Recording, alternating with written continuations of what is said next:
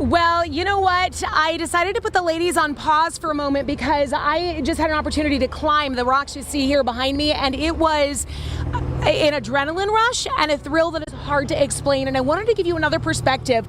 Of course, you probably saw me from the outside down below. Now we're side by side, and you can see this is a professional off-roads vehicle driver, and he's got a spotter who is on foot ahead. He's got a headset. His spotter has a walkie-talkie, and as they are climbing, I'm going to be talking to Jim. Jim, what is the importance of the spotter, and what is the spotter doing right now? Well, the spotter is watching where the tires are at on the vehicle, trying to make sure that the tires are always on the high part of the rock, because if you try to straddle a rock, you're going to get stuck.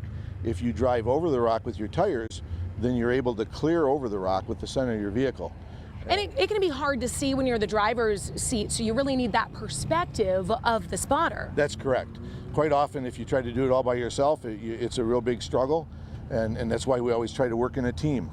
Now I see they have a walkie-talkie and headphones, but there's also hand signals, because not everybody has that type of setup. Sure. So what are some of the hand signals that we see used? It's pretty straightforward. We always talk about driver and passenger rather than right to left, because we all know when you're facing each other, each one of you has a different right.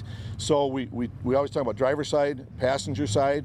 We close our fists to say stop. We put our hand across our neck to say cut. If there's something wrong, something dangerous, and you want to shut them off, you just say cut.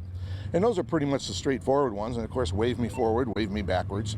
Okay, so they're pretty simple. And the vehicle we just saw, I mean, really scaled those rocks, but most of the vehicles are going to be a lot more like the Jeep that we see behind us. It's going to take a lot longer. It's going to be some strategy involved, some coaching. And for people who are coming here today to enjoy the event, this is an experience they might be experiencing for the first time, and you're teaching them how to do it safely.